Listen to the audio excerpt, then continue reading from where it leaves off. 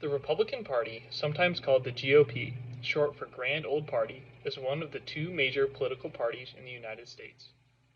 After the birth of the United States, there was division in the political world. As Source B mentions, some people supported George Washington and Alexander Hamilton's ideas of a strong central government, while others supported Thomas Jefferson's ideas of a more limited government. Washington and Hamilton supporters became to be known as Federalists, and Jefferson supporters became to be known as Democratic Republicans. After the War of 1812, the Federalist Party dissolved and the Democratic Republicans became the Democratic Party that we know today. The Whig Party was formed in opposition to Democrat ideas. The issue of slavery caused the Whig Party to evolve into the Republican Party that we know today. The party was officially founded in 1854 to oppose the extension of slavery into Western territories. Later, Republicans tried to abolish slavery in the South, which led to the Civil War. The Republican Party was built off Thomas Jefferson's ideas of anti-federalism and conservatism. As Source A mentions, conservatism is hard to define, but consists of limited government and rests on the conception that humans are and always will be deeply flawed. Republican ideas of conservatism go against contemporary democratic ideas of liberalism. Liberalism stresses the importance of protecting and enhancing the freedom of the individual. Unlike conservatives, liberals feel that the government is necessary to protect individuals from impeding on others' liberties. Liberals put great emphasis on equality. Contemporary Democrat and Republican ideas of equality are quite different. Republicans believe in equality of opportunity, while Democrats believe in equality of result. Hence the Democrat support for and Republican opposition of Social Security and welfare systems. Socialism has found its way into American politics through the left. Systems like Social Security and labor unions that are supported by the Democrat Party are derived from socialist political theory. A similar resurgence of socialist and communist ideas occurred during Ronald Reagan's presidency. Known as the gold standard for the Republican Party and American conservatism, Reagan made it of utmost importance to fight against communism. Reagan's legacy lives on through the contemporary right's fear of political ideologies that resemble communism and socialism.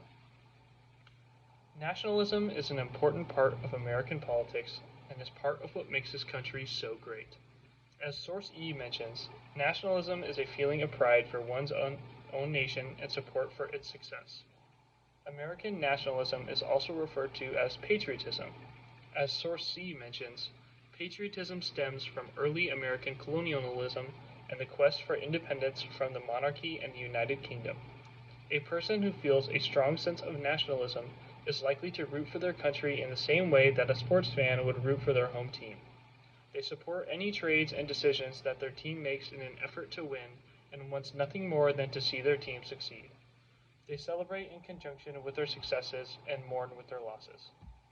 Normal nationalism and patriotism are healthy and supportive, but a second form of nationalism exists that is harmful.